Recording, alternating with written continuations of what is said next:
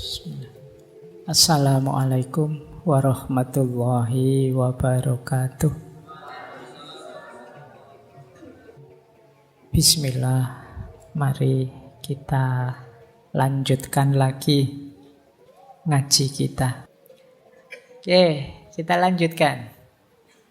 Sekarang kita masuk ke gurunya Jalaluddin Rumi, Syekh Syamsuddin At-Tabrisi, Syekh Syamsu Tabriz. Ini sebelum ke Rumi ya, kita masuk ke beliau sebentar. Kata beliau begini, apapun yang terjadi dalam hidupmu, tidak peduli betapapun sulitnya hal itu, jangan memasuki lingkungan keputusasaan. Bahkan ketika semua pintu tertutup, Tuhan akan membuka jalan baru hanya untukmu. Berterima kasihlah. Sangat mudah untuk bersyukur ketika semuanya baik-baik saja. Tetapi seorang sufi bersyukur tidak hanya atas apa yang telah diberikan kepadanya, tetapi juga atas semua yang telah tertolak darinya. Nah, ini levelnya seperti Syekh Hasan Basri dan kawan-kawan tadi. Apapun kesulitanmu, seberat apapun bebanmu, kamu ingat-ingat satu rumus final ini, jangan putus asa. Itu saja. Ini gawang terakhir. Jadi kalau sepak bola itu, ini jangan sampai bobol. Bahwa pemain lapangan tengah jatuh, jungkir balik, backnya juga pontang-panting, tidak masalah. Tapi jangan bobol gawangmu terakhir. Gawang terakhirnya apa? Putus asa. Begitu kamu putus asa, itu tanda bahwa kamu tidak percaya lagi kepada Allah. Kamu lupa bahwa ada Allah. Yang bagi Allah apa sih yang tidak mungkin? Orang yang putus asa itu kan sering pakai kalimat-kalimat, buntu sudah semua jalanku, gelap duniaku, aku gimana lagi ini? Kamu lupa masih ada Tuhan, masih ada Allah. Jadi Syekh Syamsu Tabriz mengingatkan kita, apapun kesulitanmu, apapun bebanmu, jangan biarkan gawangmu yang terakhir ini bobol, yaitu keputusasaan. Makanya putus asa itu kan kalau dalam Al-Quran disebut kekufuran. Karena apa? Karena orang yang putus asa berarti dia melupakan Allah atau tidak percaya dengan kekuasaannya Allah. Kata Syekh Syamsu Tabriz, meskipun semua pintu rasanya tertutup, Allah masih bisa kok. Bukan membuka pintu, bahkan membuat pintu baru Allah bisa. Yang tidak terbayangkan mungkin selama ini olehmu. Jadi tidak mungkin Pak lewat ini, lewat itu, lewat ini. Jalan yang saya hitung itu tidak ada yang beres. Itu kan hitunganmu.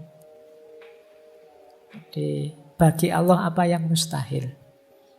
Wong dari Masjidil Haram ke Masjidil Aqsa, dari Masjidil Aqsa ke Sidratul Muntaha ya bisa. Dalam waktu semalam. Meskipun di medsos banyak orang yang mendebat, masuk akal. Masa namanya mukjizat ya memang tidak masuk akal. Kalau masuk akal ya tidak mukjizat namanya. Memang tidak harus masuk ke akalmu. Kalau bisa terjangkau oleh pikiranmu, oleh akalmu itu masih biasa. Wong ini peristiwa luar biasa kok. Jadi banyak kemarin saya baca di medsos itu. Naik ke langit ke-7, langit itu apa? Pikirannya kan aneh-aneh. Jadi tidak masuk akal saya. Ya memang tujuannya tidak untuk dimasukkan akal. Akalmu tidak nyampe. Jadi ini peristiwa luar biasa kalau definisinya khorikul adah. Beda dengan adat. Memang tidak cocok dengan hukum alam sunatullah, sains yang kamu pelajari. Itulah mengapa disebut mukjizat. Jadi memang ada mode polanya sendiri yang berbeda dengan pola saintifik yang selama ini kamu pelajari. Baik. Nah, malah sampai Isra Mi'raj ya. Yuk dilanjutkan. Yo paling tidak itu ilustrasi ya betapa Allah itu maha kuasa. Yang tidak terduga bisa terjadi. Yang menurutmu apa bisa kebalikannya. Kamu meramal apa yang terjadi sebaliknya. Karena Allah maha kuasa. Kesabaran tidak berarti bertahan secara pasif. Kata Syekh Samsuddin At-Tabrizi. Sabar itu berarti berpandangan jauh ke depan untuk mempercayai hasil akhir dari suatu proses. Ini kalau pakai bahasa yang lain, sabar itu sama dengan orang yang optimis. Jadi kalau kita yakin hasilnya akan baik, ya kita mudah untuk sabar. Orang sabar itu justru visioner, dia pandangannya ke depan. Apa yang dimaksud dengan kesabaran? Nah, ini definisinya menarik. Syekh Samsuddin At-Tabrizi ini. Sabar itu melihat duri dan juga melihat bunga mawarnya. Melihat malam dan juga melihat fajar. Jadi untuk sampai pada mawar ya harus tahu ada duri yang harus dilewati. Ini sabar. Untuk sampai fajar kita harus tahu harus melampaui malam. Ini sabar. Berarti apa? Untuk mencapai kesuksesan, kebahagiaan, ya kita harus siap sulit, siap menderita. Itulah mengapa jangan dikeluhkan penderitaanmu. Patah hatimu jangan membuatmu putus asa. Sabarlah. Memang untuk bisa meraih keindahannya mawar, kamu harus sanggup melampaui durinya.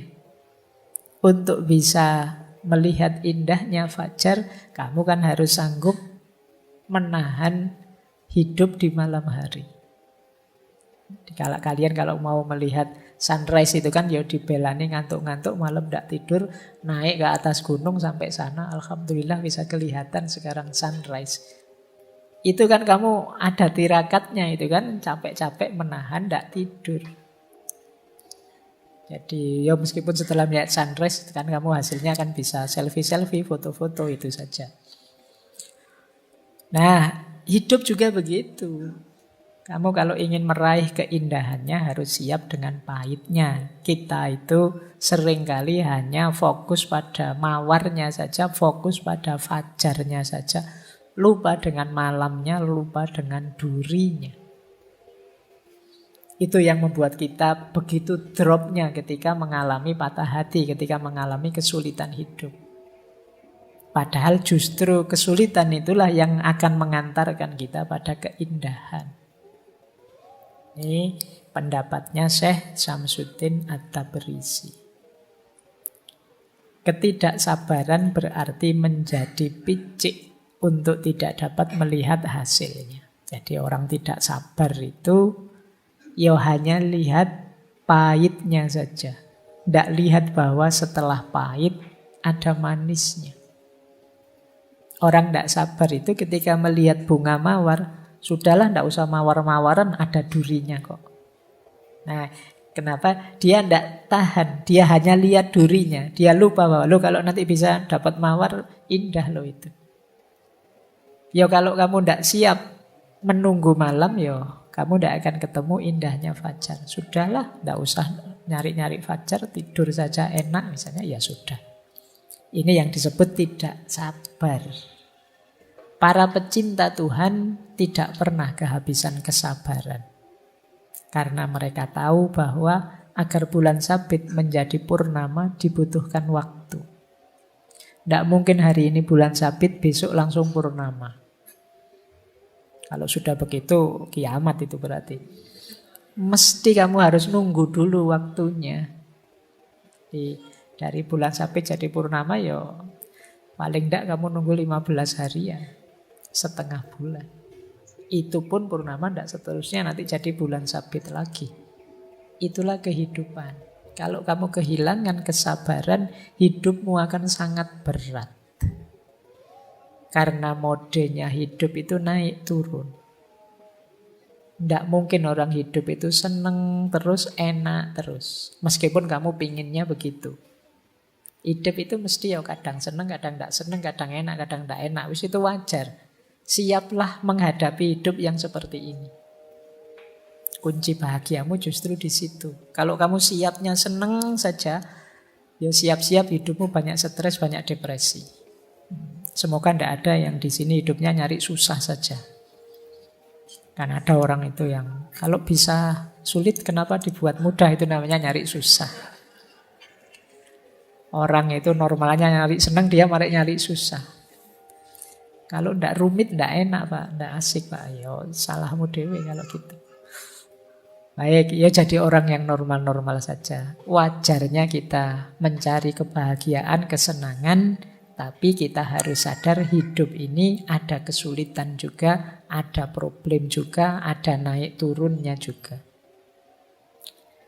Baik, ini 2 nasihat dari Syekh Syamsuddin At-Tabrisi.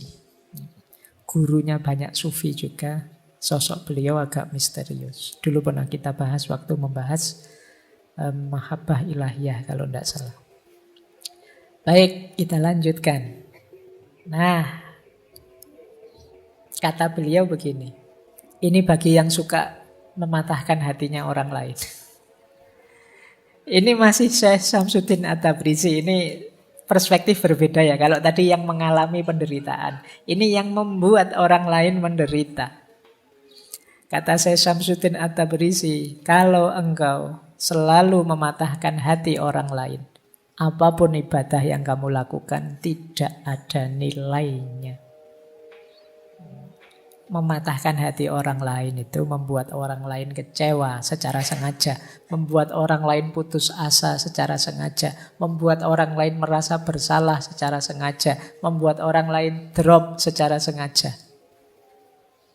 Ini kalau yang dikatakan oleh Syekh Syamsuddin At-Tabrisi ini benar, jangan-jangan kita sering ada di sini. Apalagi di medsos. Di medsos itu kan kita sering secara sengaja biar orang yang tidak kita sukai drop, jatuh, kecewa, merasa bersalah, merasa putus asa. Nah, ada temennya ngapain, "Loh kamu kok begitu, kafir kamu kalau sudah begitu." Terus temenmu stres, "Waduh, saya sudah kafir ternyata, gimana?" Iya.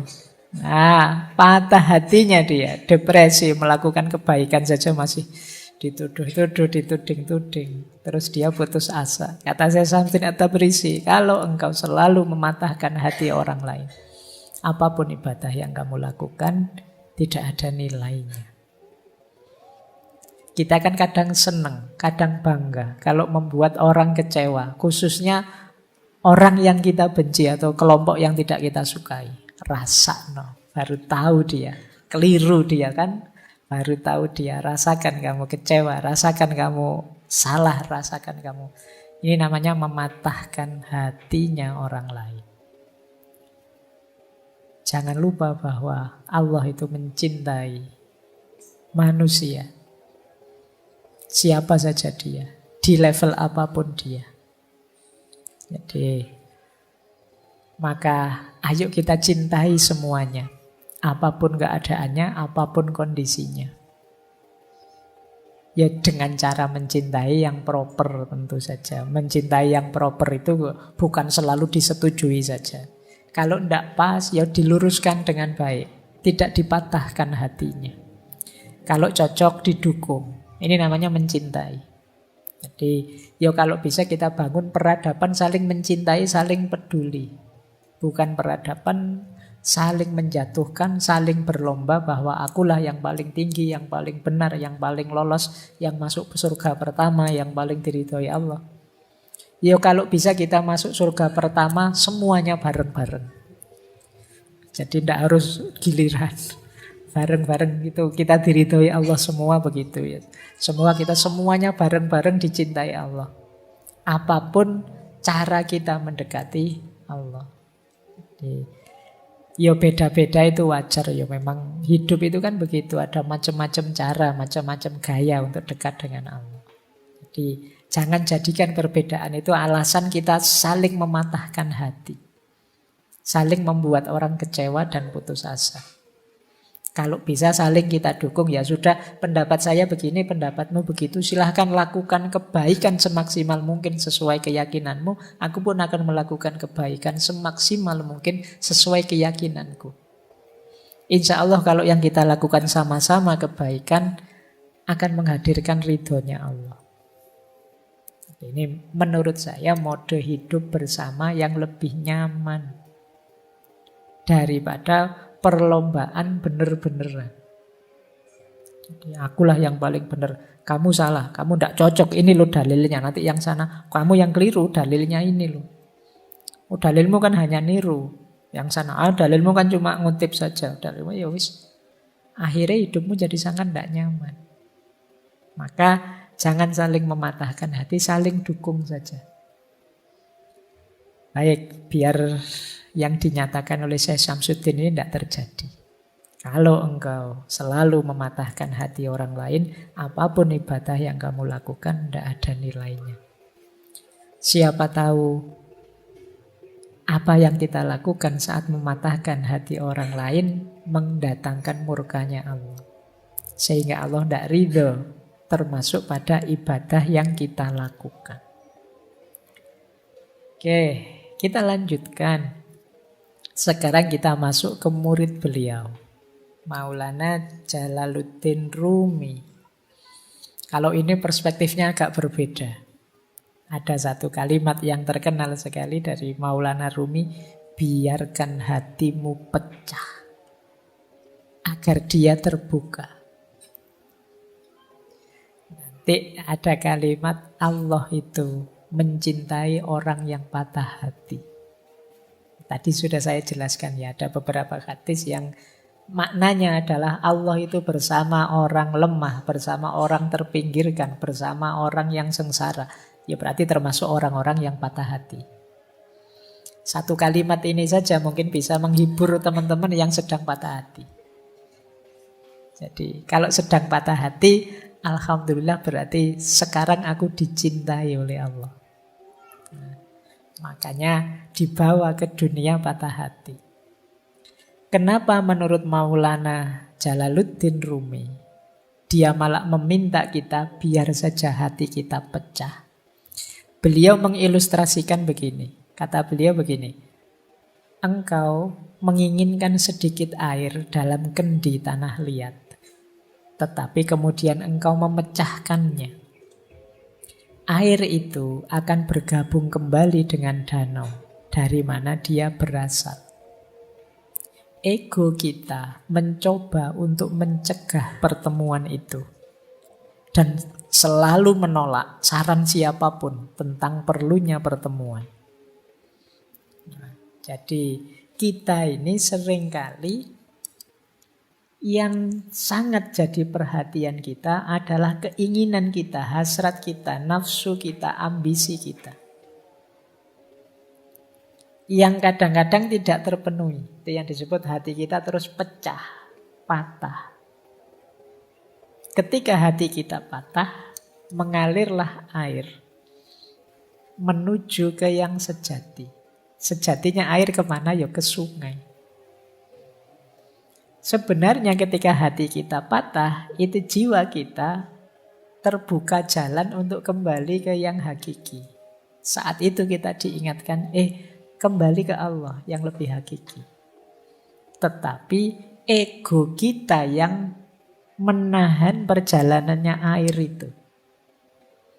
Maksudnya apa? Kita mati-matian berusaha malah biar air ini tidak mengalir ke yang hakiki. Tidak mengalir ke sungai, tapi sesuai kepentingan keinginan kita. Ketika kita kecewa, misalnya patah hati ditinggal pasangan kita, itu kan kita justru energi paling besar yang kita lakukan adalah gimana caranya agar bisa balik kembali. Kita lupa bahwa ada proses yang lebih ideal, yaitu kembali kepada Allah. Nah, kata Maulana Rumi, tujuan utama latihan-latihan spiritual dalam tradisi manapun, baik timur maupun barat, adalah untuk memungkinkan kita mengatasi keberatan yang diajukan oleh ego. Sehingga kita dapat melanjutkan perjalanan kita ke samudra persatuan. Jadi ketika kita belajar tasawuf, melatih batin, suluk lewat para mursyid, lewat tradisi-tradisi tirakat dan lain sebagainya, itu sebenarnya melatih ego kita. Wahai ego, jangan ke sana. Ada jalan yang lebih hakiki, yaitu ke ranah ilahiyah. Nah, jadi ilustrasi dari Maulana Rumi itu, perjalanan batin kita itu seperti air dalam kendi. Air dalam kendi itu kan tujuannya untuk kita minum. Kita minum itu berarti untuk memenuhi keinginan kita. Ketika kita patah hati, seperti kendi yang pecah. Berarti apa? Yang semula untuk memenuhi keinginan kita sekarang keluar, mengalir. Mengalir ini sebenarnya baik. Kenapa? Dia akan mengalir bersatu dengan aslinya. Tempat asalnya, yaitu sungai. Tapi kita yang sudah terlanjur punya nafsu untuk minum, ini ego. Biasanya mati-matian gimana caranya air ini tidak mengalir ke sungai, tapi memenuhi kehausan kita. Nah, dari situlah kemudian kata Maulana Rumi, ketika orang belajar olah batin lewat tasawuf, mistik dan lain sebagainya, itu tujuannya dalam rangka orang sadar, ini air ini mengalir ke sana jangan dihalangi. Ikhlaskan. Ini namanya melatih ego tadi. Jadi maka biarkan hatimu pecah.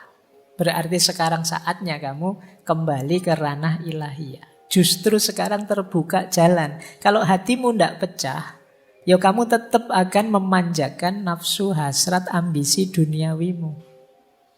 Kalau hatimu tidak pecah, ya kamu lupa bahwa aslinya air itu bergabung ke sungai. Jadi inilah salah satu ilustrasi dari Maulana Jalaluddin Rumi. Makanya beliau bilang, biarkan hatimu pecah agar dia terbuka. Kalau tidak pecah-pecah, tidak terbuka-terbuka, kamu masih asyik dengan duniamu, memenuhi hasrat ambisimu. Begitu pecah, sekarang kamu sadar dengan yang lebih sejati. Inilah ilustrasi dari patah hati. Jadi patah hati itu penting ternyata untuk menyadarkan kita bahwa dalam hidup ini ada yang lebih hakiki dan perjalanan kita menuju ke sana. Baik, kita lanjutkan. Nah, dilanjutkan ya. Luka adalah jalan cahaya yang memasuki jiwa. Jadi ketika hati kita luka, hati kita patah, justru lewat luka dan patahan itulah cahaya bisa masuk. Ini melanjutkan yang tadi. Kalau hatimu tidak luka dan tidak patah, mungkin kamu tidak sadar. Kenapa tidak sadar? Karena cahaya tidak bisa masuk. Itu mengapa Allah itu dekat dengan orang-orang yang hatinya patah, hatinya luka, menghadapi penderitaan hidup. Karena berarti di situ ada rekahan yang cahaya bisa masuk. Makanya para sufi terus punya rumus ya, kalau dalam penderitaan kita bersyukur. Alhamdulillah masih diingatkan oleh Allah bahwa yang hakiki adalah perjalanan menuju Dia. Nah, itu ada ilustrasi menarik. Terimalah situasimu tanpa menghakimi. Aku marah, aku takut, aku benci. Biar saja, rasakan saja. Ini aku sedang patah hati, sedang marah, sedang takut, sedang benci. Kalau sudah kamu sadari, kamu terima apa? Lalu hadirkan Dia untuk menemanimu. Biarkan cahayanya Allah masuk dalam dirimu, menerangimu. Saat engkau membutuhkan, pertolongan Tuhan pasti datang. Jika engkau tertutup, tidak ada ruang untuk cahaya. Perlu ada celah dalam hatimu agar cahaya bisa masuk. Katakan dengan tulus, aku tidak bisa mengatasinya, namun engkau bisa ya Allah. Kupersembahkan padamu semua sakit dan luka ini. Bersamanya engkau akan utuh kembali. Cinta, kedamaian, keindahan, hidup kembali. Dirimu yang sejati tidak berkurang sedikit pun. Lalu bersyukurlah. Jadi ketika kita sedang berat-beratnya menghadapi masalah apapun, terimalah itu. Biarkan hatimu pecah. Kemudian rasakan hadirnya Dia dalam dirimu. Dan yakinlah bahwa apapun yang engkau inginkan akan dipenuhinya. Sambatlah padanya, ya Allah, masalahku ini sangat berat. Aku tidak mampu. Kalau engkau pasti mampu. Maka aku persembahkan duka, luka, sakitku ini hanya kepadamu. Nah, insya Allah bersama Dia kita akan kembali utuh. Kembali hidup seperti semula. Tidak ada satupun yang berkurang. Kalau kita patah hati kan sebenarnya kita berkurang apa sih? Tidak ada. Kita masih bisa memulai lagi yang baru seperti semula. Kalau sudah terasa betapa kebersamaan dengan Allah itu menyembuhkan, ayo terus kita bersyukur. Alhamdulillah ya Allah, Engkau masih mau menemaniku dalam situasi pahit dan luka ini. Baik, ini salah satu petunjuk dari Maulana Jalaluddin Rumi. Kalau kita sedang patah hati, sedang sedih, sedang banyak masalah. Baik, saya akhiri sekian. Kurang lebihnya mohon maaf. Wallahul muwaffiq, wallahu a'lamu bissawab. Wassalamualaikum warahmatullahi wabarakatuh.